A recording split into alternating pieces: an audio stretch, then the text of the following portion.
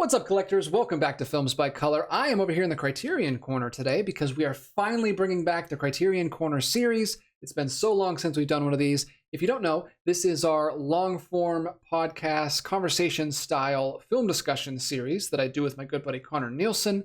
We have done 6 episodes so far, but it's been a very long time since we've done one. This is going to be episode 7, and today we're going to be talking about After Hours, the film just released this month in 4K by the Criterion Collection. This film kind of blew me away, and I haven't been able to stop thinking about it over the past few weeks. I thought it was the perfect way to revive this series. So I hopped on a call with Connor. We had a great conversation about the film. We talked for about an hour, and I really hope you enjoy the conversation. Let's get into it.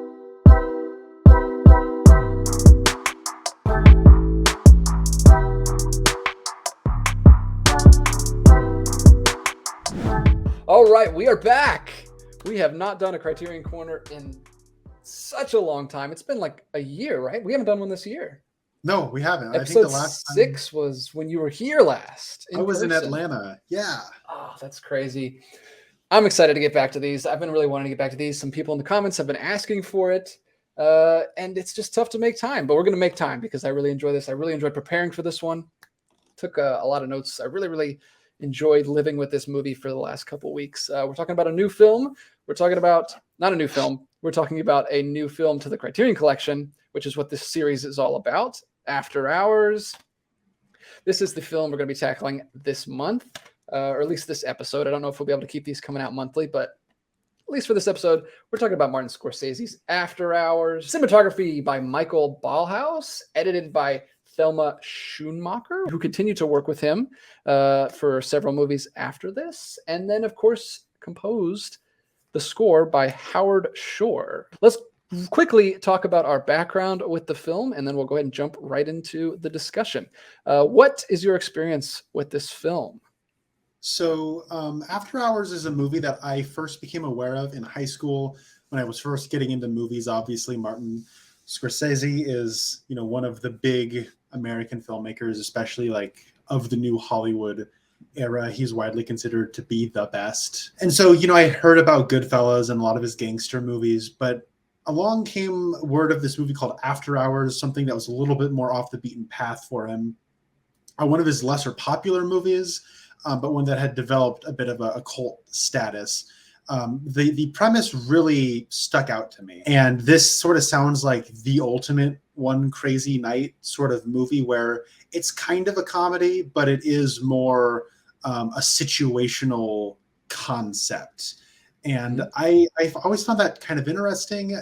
It's always been appealing to me when I've never really broached the Scorsese filmography, but this is the one I've always wanted to watch the most. And it was really kind of cool that Criterion got their hands on it, because this is notoriously a movie that never even got a Blu-ray release.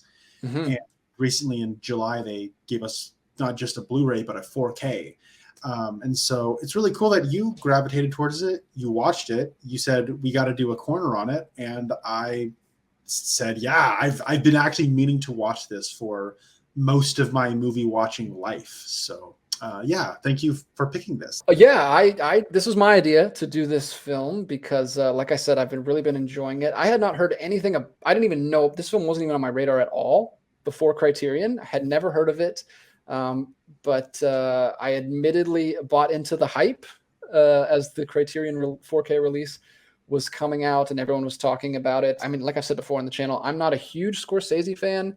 I have not seen many of his films. I've only seen 3 of his films now, including this one. His films don't seem like they suit my tastes. I don't think, just based on subject matter. Obviously, I'm sure if I watch them, there'd be things I would like about them. But just based on subject matter, I haven't been drawn to his films. So I just wasn't informed about his filmography, and I didn't know about this film at all. But I was made aware of it through, like I said, all the hype building for this release. But even after that, even though I did, like I say, buy into that hype and I was excited to check out this release and I was happy to buy it, I was still not fully convinced that it would be my thing. Happy to say it was, and I really like this film. I was not expecting to fall in love with this film like I have. I've already watched it 3 times since it came out a few weeks ago. I watched it with Grace once, and then I watched it with the commentary afterwards, and then I watched it in 35 millimeter at the Plaza Theater with my friend John, who's been on the channel before, which was an amazing experience. It was in the middle of the night. It started at 10:30, which was the perfect film to watch in that environment downtown in the middle of the city in the middle of the night. So I love this movie already, and I really had a good time prepping for this. I wrote like 5 pages of notes for this conversation. So yeah, I'm super excited to talk about it with you, buddy, and glad we can make this happen. I don't know where we should go first because there's a lot to talk about. What stood out to you the most? You've only seen it once, I'm assuming. Yeah, I watched it 3 hours ago. Oh wow! Like so you're fresh. So we've got 2 different perspectives. Very fresh, and that's actually one thing that I'm really happy you've seen it this many times. You've prepped for it. You've lived with it, because I'm coming at it. This is like the inverse of when we talked about The Killing, where that is. I mean, I've lived with that movie for years and years and years and whatnot, but the perspective is a little inverted here. So I enjoy this. I really am excited to hear what you're getting from it. Because I really liked this movie, and I don't know if this is like my favorite Scorsese movie. It'll probably end up being my favorite Scorsese movie at some point. Give me a few years, because what this is speaking to, particularly with the main character, it's a little fresh for me, actually. He's at a point in his life that is very close in proximity to where I've been. And I found a lot of this to be relatable in a way that I maybe don't want my movies to be relatable just yet. But when I'm more nostalgic and thinking about my times living by myself in an apartment, being very lonely and just looking for something to do, I think I'll be able to have more of it's less of a sore spot. But that being said, I still really enjoyed the process and the ride of watching it. It is thoroughly entertaining. Yes. And Griffin Dunn is the lead here, and I like Griffin Dunn. Like I know I've seen him in American Werewolf in London. He's a very funny recurring supporting character in that movie, but he carries the leading duties here kind of spectacularly, and he's able to keep pace with it because it's a very fast-paced movie. And yes, they actually talk about that in the commentary. That saved the movie because the first cut was 45 minutes longer, and it was painfully unfunny, according to Scorsese. And they had to start cutting stuff and picking up the pace in order to make it work. There's a lot of deleted scenes on the Blu-ray, which I highly recommend you check out. It's fascinating. I will. Okay, awesome. But I know that your perspective on this is way different than mine, so I'm very curious to hear your take on it. So go ahead, DJ. Yeah, for sure. And my discussion would be very different the first time I watched it. I think it took me a minute to get on the right wavelength with this film. I was watching it with my wife. It was immediately a lot darker than I was expecting. People really undersold me anyway on the black comedy of it and the surreal nature of this film. I was not expecting that. I was expecting, like you said, like a One Crazy Night film. But yeah, I love that. I love surreal films, dreamlike films. That's my wheelhouse, man. I love that kind of stuff. And I love black comedy stuff. Like once I knew what I was getting, I was totally there for it. Watching this with an audience in the theater was amazing. The laughs were throughout. I don't know. The black comedy it's like it's like perfectly my comedy. It's dark, and it's dry. It's not, and it's out there, but it's not too wacky and zany and like over the top parody stuff. It is kind of a parody, but it's like a subtle parody. There's a really nice essay in here, and she says that Scorsese meant this to be a parody of film noir and a parody of thrillers, kind of like that Hitchcockian Fritz Lang kind of thriller where you've got the one guy who's like doomed by fate.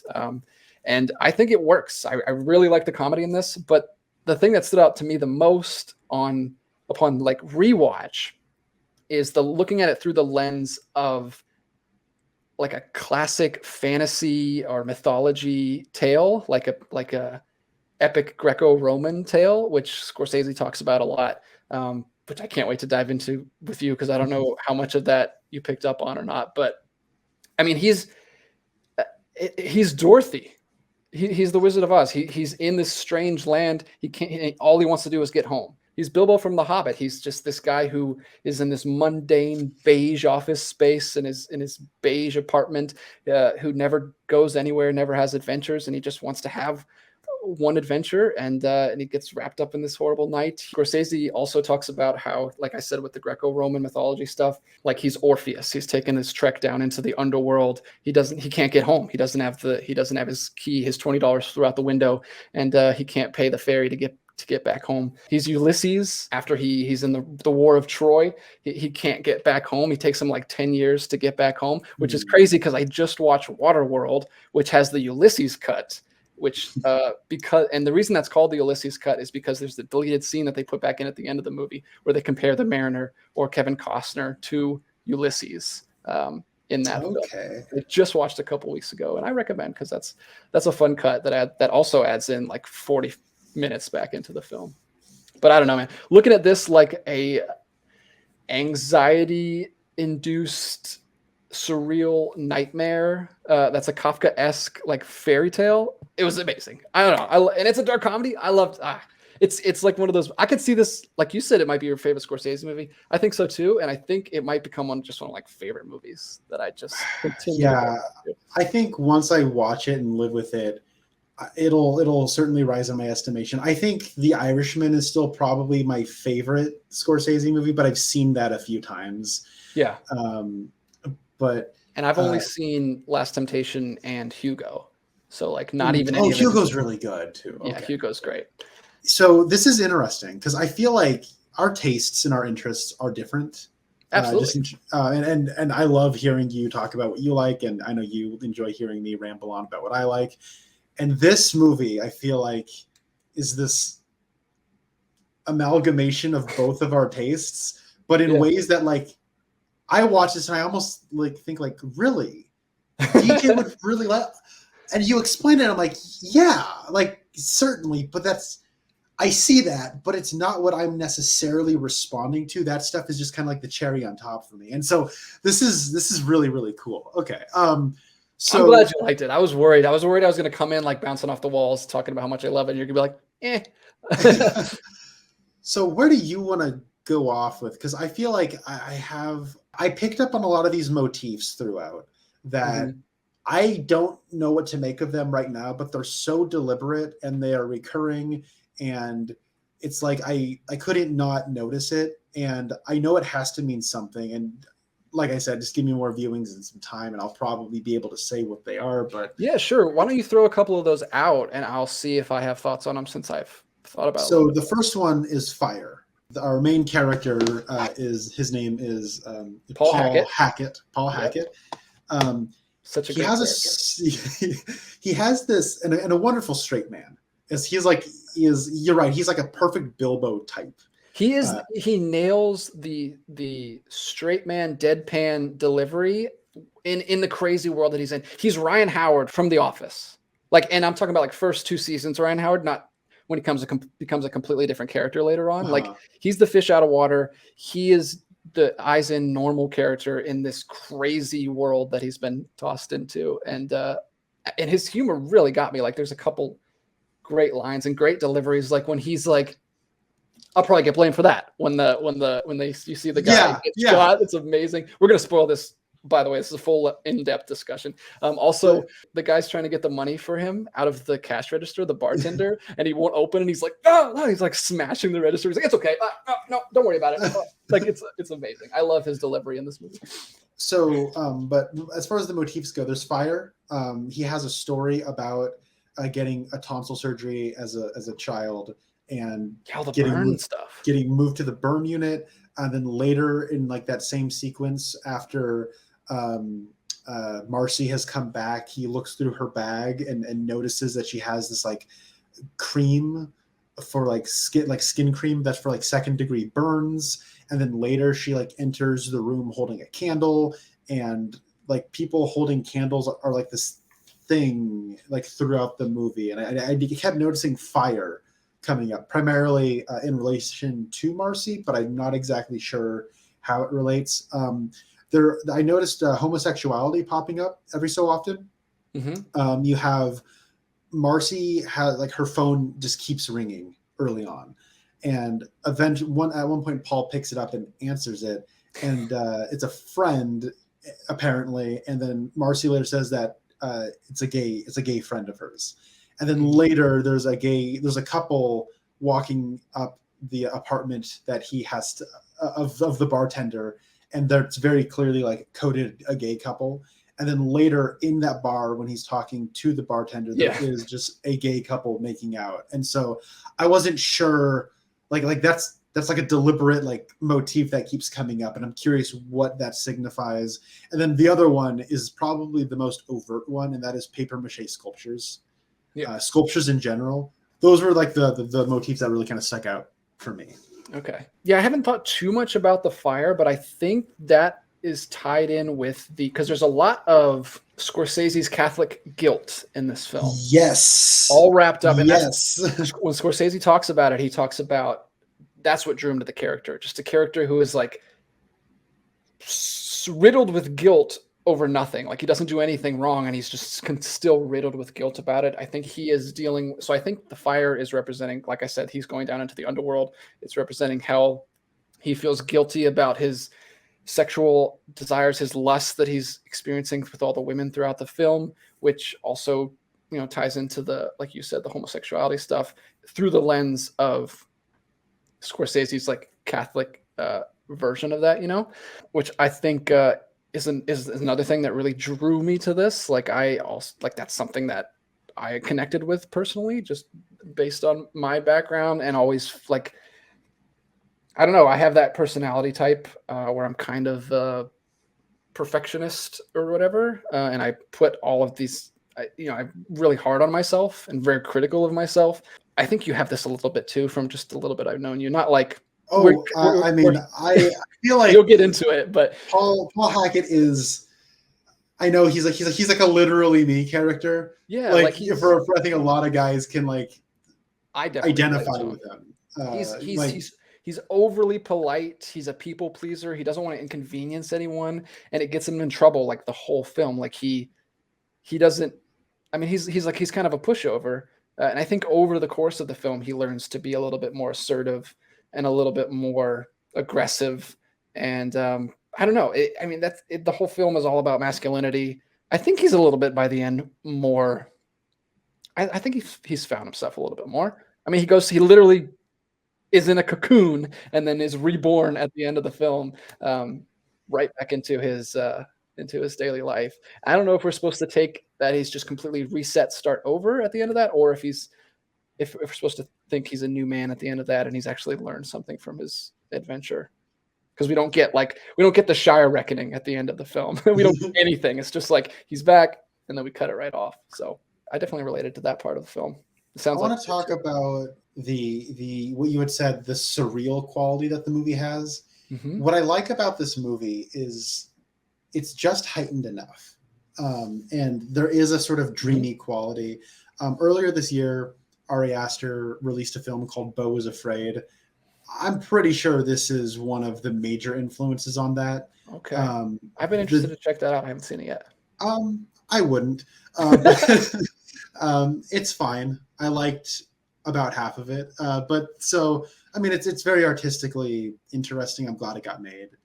I got issues with it, but the thing about this movie though is like, oh man, I feel like there's like three different ways to kind of like try to explain this point, because there's the dream quality aspect, and this is the thing that feels very like what David Lynch does, where, and like kind of what the best, I think, like kind of dream-like movies do, is where it's like there's a mission and there's like an objective, and you need to, and like when I have dreams like this, and they're often very anxiety driving, or they're very frustrating, where you have a mission and you just need to accomplish the mission, but something keeps coming up to distract you from accomplishing that mission. Mhm. And then while you're doing that, you get sidetracked again, and then you get sidetracked again, and you keep getting sidetracked. That's this. And I feel like what keeps this from being a supremely annoying movie, because I think like this premise, like Could be frustrating. it could be very irritating to watch. Like if Mhm. it's too heightened, if the characters are too wacky, then you're kind of poking that side of me that is like very irked by stuff like Bringing Up Baby, where it's like it's so like comically cruel to the main character. And I feel like the main character, like he's a people pleaser, he's a bit of a pushover, he's just trying to do something to be happy, because he lives in like he's clearly a lonely guy who doesn't really like his job, who's like getting up there in age. Like he's not exactly an old guy or a middle-aged guy, but Yeah. he's not really a young man anymore. But he still kind of lives the young man's lifestyle, stuck in a job he clearly doesn't really like. But he Yeah. but like Training that new guy who's like, I'm not going to be doing this for the rest of my life. I'm getting out of here and doing something right, good. right. So like I don't know, I felt like this could be very annoying. It could be like those episodes of SpongeBob where like SpongeBob and Patrick are just annoying Squidward. But he also does have some darkness to him. Like he does have some kind of like he has a limit, he has a line, and he gets frustrated and he gets angry. And if you want to read into like the Catholic thing, the religious like guilt, like justifying all this could be, well, you are being selfish. So really, you deserve all that is happening to you, Paul Hackett. Because if you like, you could actually mentally look at all of the decisions he's made, and he is just being selfish the entire time. Now we're on his side. We can understand it because we like have lives and jobs and have maybe been lonely and just, hey, just have a good time. Cute girls being nice to you, maybe that could lead somewhere. But like, if you want to be cruel to the character, you can, and there is that justification there. And I think that's a really cool side of this, and it does a good job of escalating too. I think if the entire movie is the third act, I would find this movie very annoying. But I think because it builds to that, I find that final act amusing in a way that I probably wouldn't otherwise. Yeah, Scorsese talks about how he was really in love with what he calls Chinese puzzle box films, where it is, yes, admittedly super convenient, like all the events that just keep unraveling and unraveling. And it's like all these like contrivances almost just to make the story work, which there's a lot of that in this. But that's where he pulled the pacing from those films. Like he said, you got to keep it going. You got to keep the pace going, make the characters react in realistic ways that you connect with, and also make it funny, and then just make the events happen fast enough that you don't even question it. Because like you can be like an annoying film watcher and be like, oh, why doesn't he just walk home? Or like you gotta play by the movie's rules, right? Like, of course, he could just walk home, and it would take him like an hour, and he'd be fine. But like, I don't know, you got to play with the parameters that the movie gives you, and it's so entertaining and quick that you don't question that stuff, and you're just with him the whole time.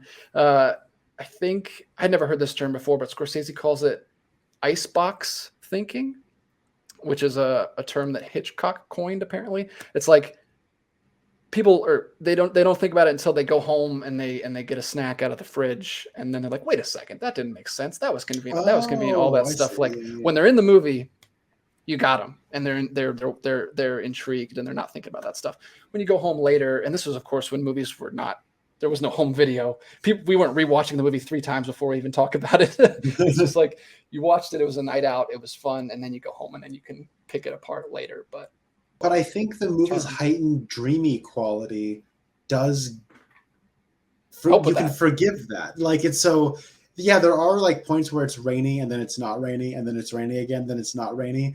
But and it's like the amount of events that happen in this one night like do maybe potentially strain the credibility of, can all this actually happen in one night? But it doesn't matter, because there is a heightened fantastical quality to just the tone of it. And that's what I think is so cool about it. That's and a lot of it actually is, I think, aided by Howard Shore's musical score. Yes, which I'm is glad you brought that up. awesome.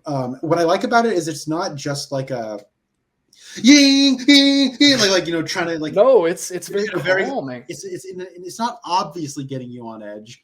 It's getting you like, it is that kind of that kind of anxiety you feel when you're fatigued.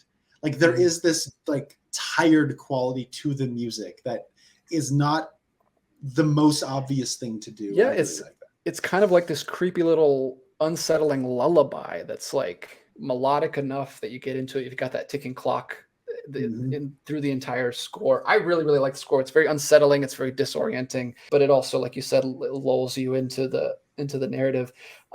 Nothing I've ever heard from Howard Shore before. Me Very neither. Yeah. interesting.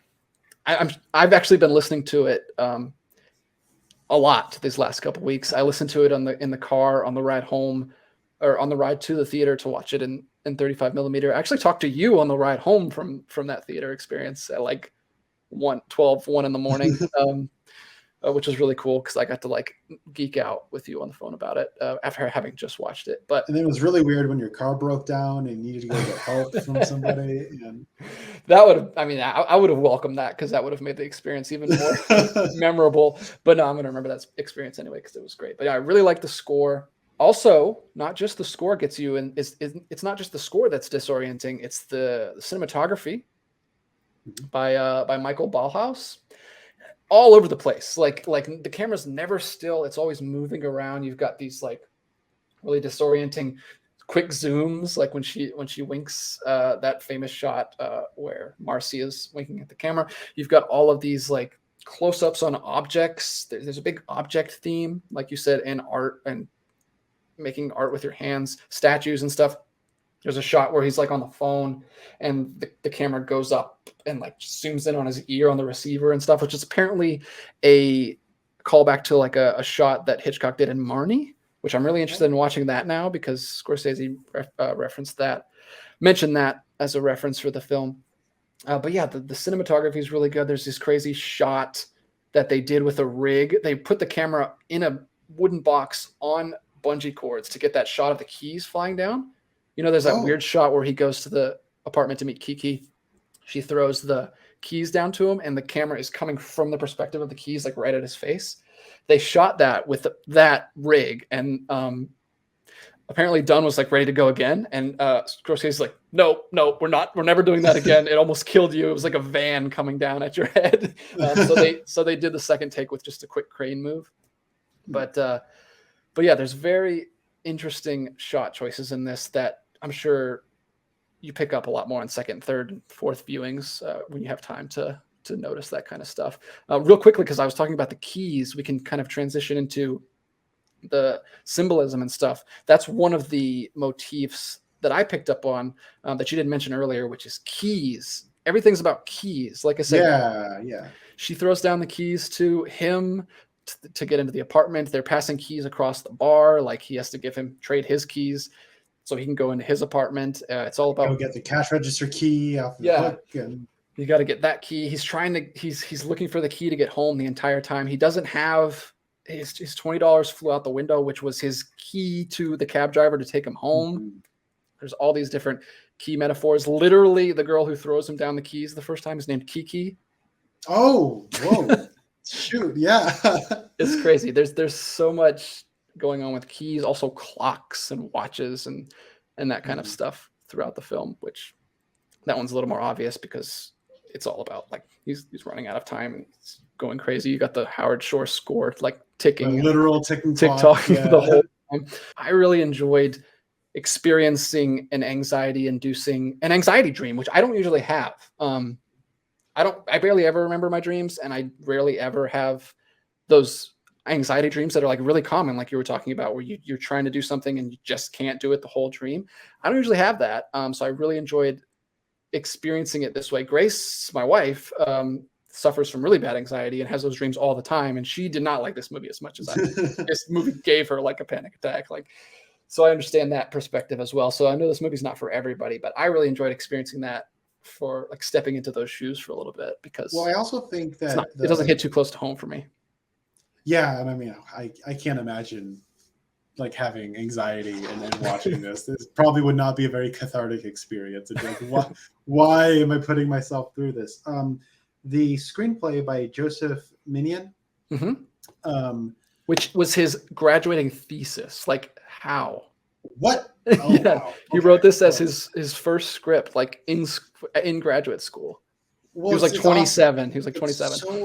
It's so well structured, and I don't know. Obviously, like when you have a filmmaker coming in and like changes happen. So I'm not sure how much of this is Scorsese, how much of this is just changes being made for happenstance, how much is on the page. But I really love how well structured this movie is. And I like how something will be seeded, and sometimes that will lead to an entire subplot, and sometimes it leads to just a gag. Like there's that point where he gets up in the diner and he just needs to use the restroom, and he tells the waiter, he says, "Okay, I'll order a hamburger and a coffee, and I'd like that burger like medium rare. I just got to go buy a parking for my car." And then he gets out of there, and then I'm like, I know we're going to be back here later. I can't wait to see what this. But that was actually the biggest laugh, was the payoff to that, where he sees the bartender in the diner. He goes in to like try to help get that guy to help him, because he's like the one guy who can clear his name. And then like they like, hey, just let's sit here and be quiet for a second. And then the waiter comes on over and puts down the burger and the coffee. Yeah, the cold burger and the cold coffee. Yeah. It's so funny. Like that's a perfect payoff. There's a lot of really good payoffs. Like I said, the humor really worked for me. I don't know what Scorsese's sense of humor is. Like I said, I haven't seen.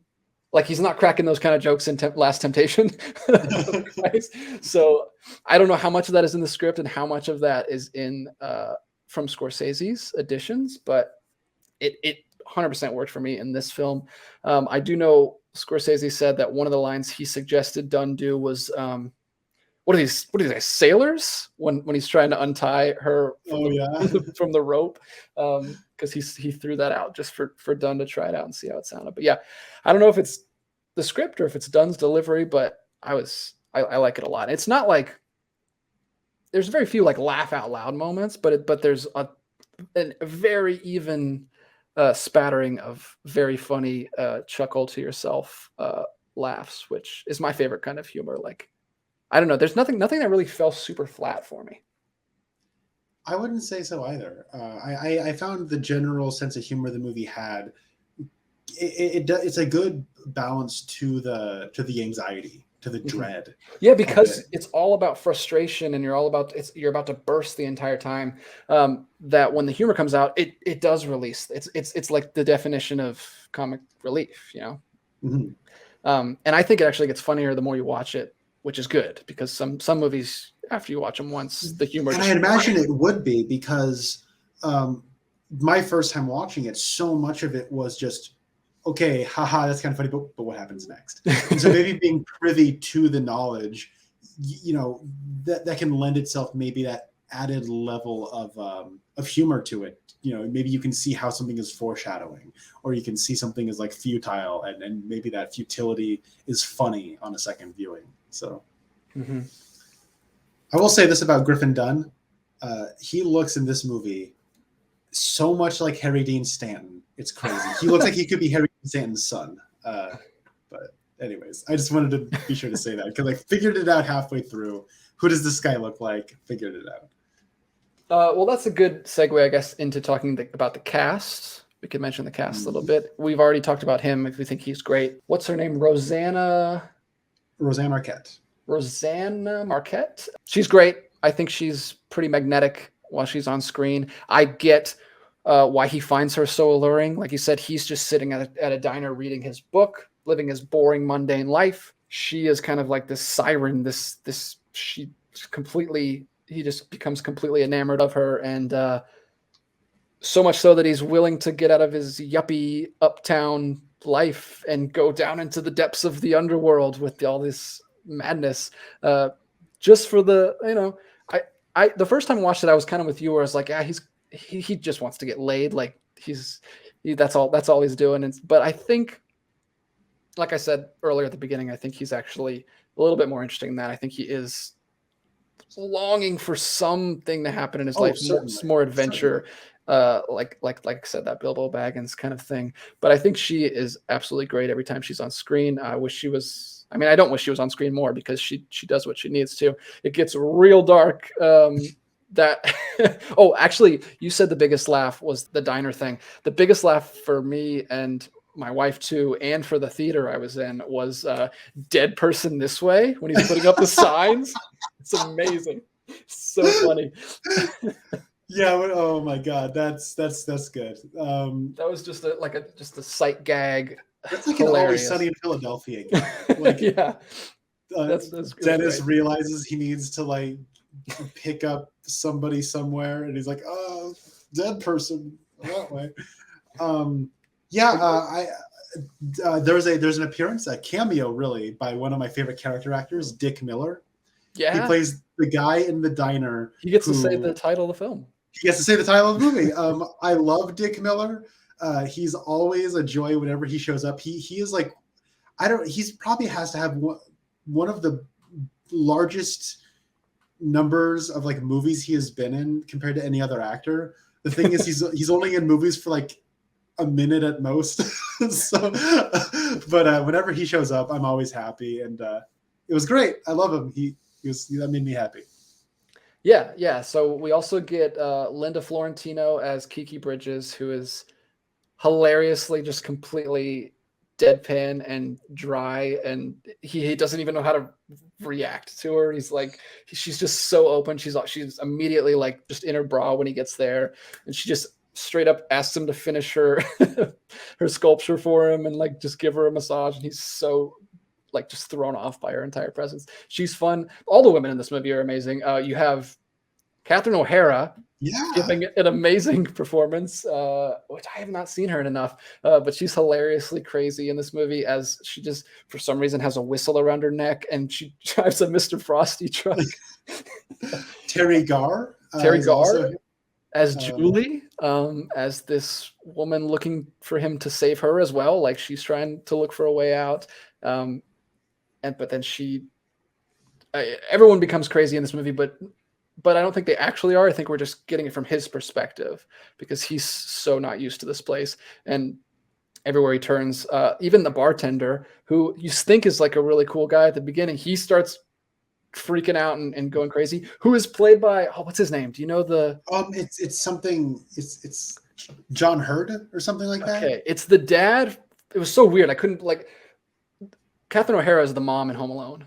And I was like, oh Yes. wow, she's in this. And then which was like just 5 years later. And then right after that, he comes on screen and he's the dad. He's her husband in Home Alone.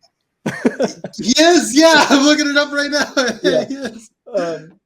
So that was just a funny coincidence that they were both on screen and together for a little bit. Yeah, I love that. Just him being completely out of his element and not understanding this world at all. Everyone seems crazy to him. This is also, we talked about the Catholic guilt thing, but this is like, if not his most personal film, one of Scorsese's most personal films. Like, I don't know if you know the backstory behind this, but this happened right after King of Comedy was a huge flop. And then immediately after that happened, he was working on his dream project. He had just finished scoping out all the shooting locations, and like just like a few weeks before shooting started, Paramount pulled the plug on Pull the plug on that. Last Temptation of Christ, Yeah. which was his dream project. So he was just in a really dark place. Like he didn't even know if he could hack it in the film industry anymore. Hack it. Because everything, like it was after the 70s, it was like a lot of sci-fi and fantasy films, all the big blockbuster films coming in, and he didn't know if he could still make movies. But he had moved back to New York, and he was living in a more bohemian area, not like where he's from in like the Italian American area. So he felt out of place. Like this is a really interesting film for him because it is New York, but the main character is an outsider, who he's not from New York. He's not from Soho. He's from like, the Upper East Side. He doesn't belong because apparently what Scorsese said, he didn't feel like he belonged. He hadn't been there in a while, and he was moving back to New York. He wasn't used to it. It seemed a little darker and grungier than when he was there. So he was feeling out of his element, literally, and also in the film industry. Like he didn't know if he could keep up anymore. This this was also like a test for him to get back into the saddle and see if he could shoot films like he used to, like in 45 days. Like apparently this was like a 40-day shoot. His last 3 films had been 100-day shoots and with giant crews. This was like a test. He said like this was an opportunity for him to go back to school and relearn how to shoot and edit quickly and efficiently with like a very small timetable and do a smaller film. So he is like in this film. Like that's why he was attracted to it so hard. And he is also literally in the movie. He is literally, yeah, he's in the club, which we haven't talked about the club scene at all, but hilariously absurd. That felt so like you talk about the mythological stuff. That felt the most like I am going into this like underworld type. You know, it's coated in like leather and stuff. The history of like American cinema, you know, kind of that more taboo stuff is often associated with like underworld type stuff. So glad he touched on all that, because this is so interesting to me, because if you look at Scorsese, like he is considered one of the greats, but he is one of those like new Hollywood darlings, right? Like in the 1970s, it was him and it was George Lucas and Steven Spielberg and Francis Ford Coppola, and so many other like filmmakers that really took over. It was the new Hollywood. But what's so interesting is how in the 80s, you had a lot of those new Hollywood darlings that weren't like your Steven Spielberg or George Lucas. They kind of, a lot of them became, it was like their flop era was the 80s. And that is the story of Martin Scorsese, because, you know, he starts the 80s off with Raging Bull, which is, you know, one of his crowning achievements. But then, like you said, there's King of Comedy, there's this, you know, Last Temptation of Christ. He couldn't, I know that throughout the 80s, he kept trying to get it made, but he couldn't until the very end of the 80s. And he eventually had to go into massive debt to get it done because he had to pay a lot of his own money. But at this time, also Robert Altman, like, had spent the 70s, like, experimenting and like making generation defining films like MASH and Nashville. And then in the 1980, he made Popeye, which was considered a flop. And I think in 1989, that's an Altman film. That's crazy. Yeah. So I'm kind of dancing around the point. I'm a little scattershot here. I wish I was a little bit more structured. But so you have like the ending of the new Hollywood happens in like the early 80s. What was going on there is Heaven's Gate is regularly cited as the movie that ended the new Hollywood era. That was really the first big domino. And so that leads to, you know, the big science fiction blockbuster fantasy stuff that Lucas and Spielberg were doing. But then also on the smaller indie scene, you have people like Michael Mann showing up and changing up the style a lot. So you did have like Scorsese and Altman and Cimino that didn't have the pull they once had. So anyways, that's kind of a long way of saying like, it's very interesting that in this time you have like, and I saw an interview with Altman talking about how some of his favorite movies he ever made were the ones he made in the 80s when he didn't have to please everybody. And now you see, look at the 80s, and at the time it was considered Scorsese's flop era. But I think now when we look back, we see it as him really getting creative and experimental. Like I know a lot of people love The King of Comedy. A lot of people love Last Temptation of Christ. A lot of people love this movie. Yeah, this movie kind of saved Scorsese's career because it wasn't a huge hit, but it gave him his confidence back, where he felt like he could make big pictures again. He did slowly get back on the horse, but this was kind of this was very cathartic for him. I feel like he needed this, or at least from what he said, it was kind of his big bounce back. And I'm glad he did. It's only 90 minutes, like, and he makes great use of it. Well, it is now. Like I said, they had 40 extra minutes and a lot of scenes. Like I think Schumacher and his like favorite scenes they had to cut. And some of those are on the Blu-ray, or the 4K. Like I said, if you check those out, I have watched all the bonus features. I've listened to the commentary for this film. Like I've been fully engrossed in this film for the last few weeks now, and I don't know. I've been really enjoying it. Will you permit me to geek out on some of the mythology references for a bit? Go for it. I am all here for it, and this is why I want to talk to you about this movie. I'll try not to be too obnoxious, but I've already touched on the Wizard of Oz references. So he's basically Dorothy. Like she starts out in her sepia tone world and she goes to the colorful world, which is the thing.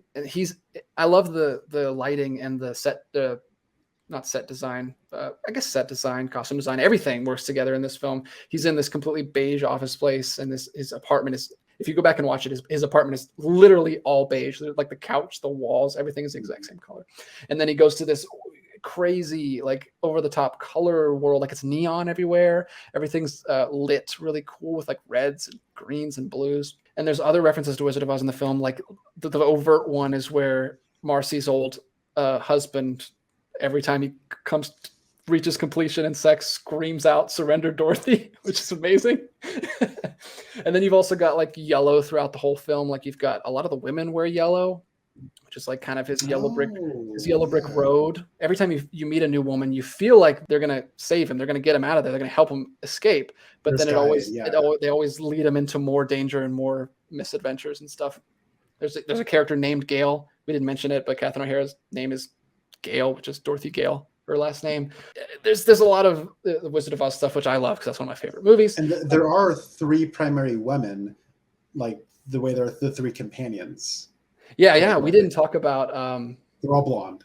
We didn't talk about June at the end, played by Verna Bloom, which is the other seasoned actor he brings back besides that he's worked with before, besides Dick Miller. But she's great, and that ending is horrifying. If you have any kind of claustrophobia, like I do, like that's a nightmare-inducing scene just by itself. But as far as the Greek mythology stuff, which I admit I have been looking into this kind of stuff. I don't know this stuff offhand. I went to a crappy high school where we didn't learn anything about Greek mythology. But after Scorsese started talking about it as a trek down into the underworld, like a Greco-Roman myth, I started looking into this kind of stuff, and it goes pretty deep. Like I was not expecting this many references. I just watched Orpheus. I just watched Black Orpheus. Orpheus also goes on a journey down into the underworld and has to make his way back. He's like one of the only Greek heroes that went to the underworld and came back like Hercules. But also, I think it's Chiron is the ferryman who rides you down on the river Styx to the underworld. He ferries the dead to the underworld. So the river Styx is the river, which is kind of like the streets of Soho, because it's always constantly, like, water's always running down the street. It's like raining in a bunch of scenes. There's even a scene where a fire hydrant is broken open and it's washing down. Even the diner he goes to is called River. The name of it is called River. Okay. So Chiron is the ferryman who brings the lost souls to Hades. And if you can't pay the fee, you just have to your soul just wanders around, and it doesn't get to enter into Hades. It just has to wander around for like 100 years or whatever, which is exactly what happens when he loses his $20. Chiron is depicted, I can't remember how it put it, but in the poem, he's referenced as having like cavernous furnace burning eyes. And I don't know if you remember that scene. If you look up the Sistine Chapel painting, The Last Judgment of Michelangelo, he's depicted with like these big, huge bug eyes. Chiron is. And you remember that scene where he tells him he lost his money and the guy just stares at him like this? Like, that has to be on purpose. Oh, it certainly is. Like, that has to be. Because it's such a weird choice. That extra made me laugh out loud because of that reaction shot. And that had to be deliberate. There's so much coincidence. Like, you have all this stuff with Ulysses, which I mentioned earlier, where after he fights in the Trojan War, he's just trying to get back home to his wife and dog, and he cannot get home. He keeps getting caught in all these different adventures, a lot of them encounters with women who kind of seem like they're going to help him get home at first, but then they take a liking to him and they try to get him to stay for eternity, which keeps happening to Paul. There's a lot of really nerdy specific stuff with some of those references that I don't know are intentional or if they're just coincidence, but like there's really weird things in this movie. Like, you remember Julie has mouse traps all around her bed? Yeah. Someone on YouTube mentioned that could have been, there's a specific goddess who like entrapped men turned men into pigs by feeding them wine and cheese. And she specifically asks Paul to go get a drink with her, and then she catches the mouse with cheese. That one might be a stretch. I don't know if I buy what that person was saying, but it's crazy how intentional everything is. And I love movies where like any interpretation could be correct. You have no idea like what was intended. There's so much with the set design, with repeated imagery, like we said, with keys, with clocks. There's like even specific patterns, like the checker pattern is on Julie's bed, and it's on the pillows in the loft, and it's on the side of the cab. Like it keeps coming back. I don't know what that means, but it keeps coming back. And like I said, the color yellow. I love these kind of movies that you can just like keep digging in and digging in. I like movies that you don't like. You cannot understand everything on the first viewing, and you just want to keep watching it. I mean, this is exactly what I mean. Well, it's not exactly the same thing, but it's similar to what I get out of like Blade Runner. That's a movie where when I first watched it, that movie is so impenetrable that the first time I'm like, I don't know what I think of this movie. Yeah. I love it now, but I've seen it, gosh, 10, 11, 12 times. It's so detailed, and like this movie is so detailed. And a lot of it comes down to, I think, structuring stuff. Like the screenplay here, it beyond just being, I think, well written on what's there, it offers so much it offers like so many options to hang creative decisions on. Mm-hmm. Like every location presents itself like with choices that you could put in. Like I found myself really listening to when people would play music off of a jukebox. Like, what is the music they're listening to? What are the words? What what does that maybe inform? Like it's so richly detailed, and I found that the world building quality here to be very appealing. And I think that'll definitely have rewatch ability, because now that I know what the map of the movie is, to really savor those details is going to be, I think, something that is worth doing. Yeah, I think you'll love it even more after repeat viewings. Something that you might find interesting is he said he based this on Kafka's works. Franz Kafka. Franz Kafka.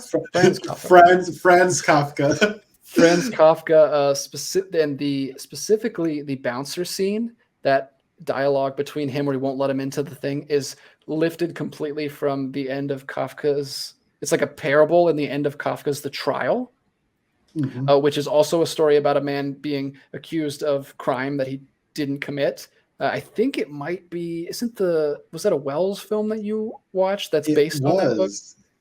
Okay, so it's funny you said you accidentally called him Frank Kafka, because the bootleg DVD I have, when you turn on the back and you read the description, it says Frank Kafka's novel, The Trial. But actually, I've only watched the first 20 minutes because that was a VHS rip on a DVD. Yeah.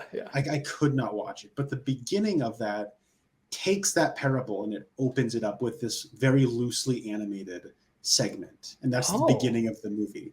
And I didn't even think about that. But you having like a Kafka-esque description of this, what little I've seen of Kafka is just what little I've seen of Orson Welles' adaptation of The Trial. Yeah. But I can already see it. And that obviously is all about this movie. That bouncer scene was hilarious, by the way. that whole thing where he's I'm gonna take your money just so you feel like you tried everything. That's pulled straight out of that parable in that book, apparently. I really want to read that. I've only ever read Kafka's Metamorphosis. That's the only book I've read of his, but he makes dark, twisted kind of parable, like fairy tales, fables, which this is absolutely, I think. I like that scene a lot. Another thing that you will like, and I could not confirm this, somebody in a video I watched put this as a fact. I tried to confirm it in other places. I could not confirm this, but this one person said that Joe Minion's script was originally titled One Night in Soho. Really? That's true. That has to be what Edgar Wright is referencing, right? It would have to be. I mean, they're different Sohos. Yeah. The Soho in New York means south of Houston Street, and Soho in England is like a district that is like very like fashionable and like popular, but it has like a very seedy history. Yeah. But I mean, but that being said, like the title, if that's true, that has to be a deliberate reference. Yeah, I don't know. I couldn't confirm it anywhere. Everywhere else, like the original script was called Lies, but he said it was before it was called Lies. It was originally titled One Night in Soho, which I was like, oh, Connor likes that movie. I do. And Edgar Wright knows everything about film. He's like a Yes. he's right up there with Scorsese. So he's, I mean, he and Scorsese are probably, if not friends, they certainly have a correspondence. So I love it. I can't wait to keep watching it. I'm actually going to watch it in 2 days. Evan's going to come over and I'm going to show it to him. that's awesome. That's I, so good. How great is it to have like that movie that you just show friends? Like you know, it's maybe it's not your favorite movie, but it is the one you want to see people's responses to. Like that's what The Killing is for me. Like I love sitting people down to watch that. Yeah, especially people like me, like you, like my friend Evan, who's been on the channel before. I feel like he's got to like this movie for all the reasons we talked about earlier, for all the personal reasons. Like we have very similar upbringings and backgrounds, and I feel like he's got to like this movie. But we'll see. You got any more of that mythology stuff you want to dig into? No, I mean, not really. We didn't talk about the ending at all. There is kind of like this. So we didn't talk about Cheech and Chong at all. That's I was just thinking about that. Like that has probably got to be like the weirdest stunt casting that I personally have seen in a Scorsese movie. I don't know if he does stuff like that regularly, but I did not expect to see Cheech and Chong in this.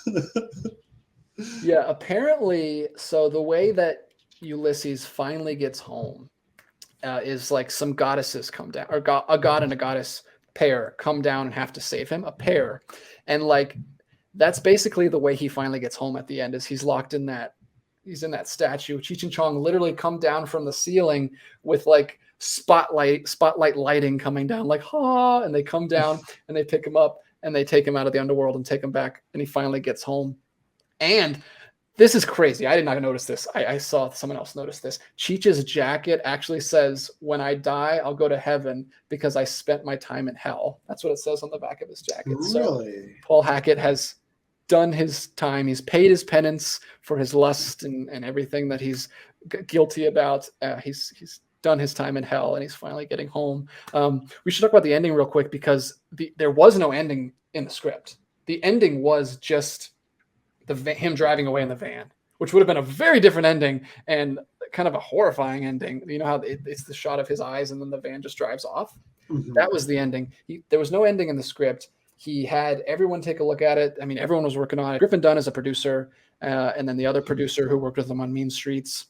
They were trying to come up with endings. He let Terry Gilliam look at it. He let Spielberg take a swing at it, and they all put in their input.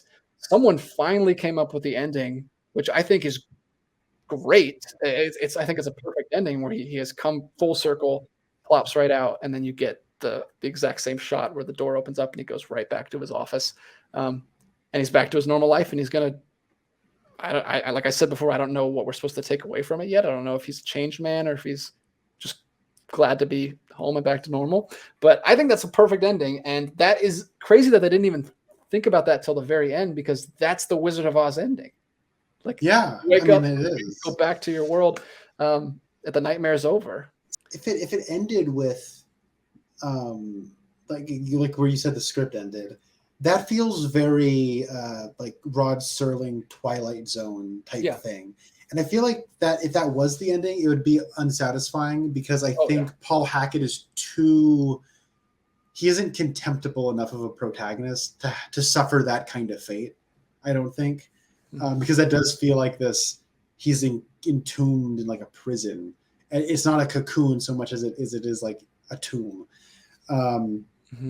But if that is the ending, it makes more sense to me that a college student wrote that. But that being said, the ending I think like just on an intuition level, it feels like the right ending. Yeah, I cannot explain why. Now, I've only seen it like less than a handful of hours ago, so I need more time with it, obviously. But I think that's a sign of a good ending. I can't explain it, but intuitively it feels right. But I will say that like the whole movie, I'll maybe circle back to this in a little bit, but like I think it's actually surprisingly believable, just in terms of how it depicts nightlife and kind of how weird people can be. Yeah. but it rides the line of realism and absurdism pretty well. Like it doesn't really strain credibility, but like I said earlier, it does a good job of escalating. That final act, though, it has gone full absurdist, and so I think the ending, it's like I don't know, like I don't know why I'm buying it as much as I am, because I feel like it should have lost me when it feels like it should be straining its credibility too much, but I don't feel like it I does. think you're just so with it by that point. It's won you over so hard on this Yeah. world. And I think it is a perspective thing. I think we're seeing it from Paul's perspective. He's getting crazier and crazier throughout the night. He's hasn't slept in more and more time. And I think you're just with him the whole time, especially if you watch it late at night, which I highly suggest. Like I said, I highly suggest you watch it really late at night downtown in the city, because it's perfect viewing experience. But I don't know, man. The Hollywood Theater in Portland is playing a 35 millimeter print sometime soon. They should be. I mean, because it was the 4K. I mean, they just did the 4K restoration. It's getting a big push, unless you missed it. I don't know. No, I could have missed it. I could have missed it. I could talk. We could talk about this for longer, but we've gone for an hour. I think we've pretty much covered it. Maybe we'll talk about this film again sometime down the road. Everyone should watch it. I hope you didn't get this far without watching it, because we spoiled everything. But it's not really a film you can spoil, right? Like, it's mostly about the journey. There's not really like some. I feel like if you spoil the details, like but the thing is, like, there's so many wonderful little details. It would be, I feel like there's still a decent amount of the movie to discover, even if you listen to this whole discussion, because there are those wonderful little setups and payoffs and characters and detours and whatnot. Like it's and because it's such a personal film. It's such a personal film that, like, you and I latched on to very different things. So just because this is what I liked and what Connor liked, you might like something completely different, because it's pretty open ended. It's pretty interpretable, which is what I would say so. Yeah. So highly recommend you check it out. It was everything I wanted it to be. I'm glad you loved it, man. As soon as I think it was after the second time I watched it, I was like, yeah, we got to bring back Criterion Corner with this film. And I'm glad you liked it too. That makes me feel good. We'll have to talk a little bit more offline. Hopefully you guys like this show. I've been getting requests to bring it back. I know a lot of people like the shorter content, but some people do like the long form. This is absolutely like a podcast style. And yeah, we'll keep doing these. I want to bring these back more frequently. Hopefully you're game to do this soon. I think it's your turn to pick. I picked this one. Yeah, I mean, yeah, we'll see. I'm always game to talk movies with you, DJ. You're pretty fun to talk movies with. All right. Well, I hope you guys enjoyed it. Thank you for watching. If you made it this far, we really appreciate it. And we'll be back real soon with more content about the collecting side. I'll be back with more of that stuff. But I give you my word, Connor and I will be back with more film discussions if you like this kind of stuff. Thanks so much for doing it, everybody. Hope you have a great rest of your night, and we'll see you guys back again real soon.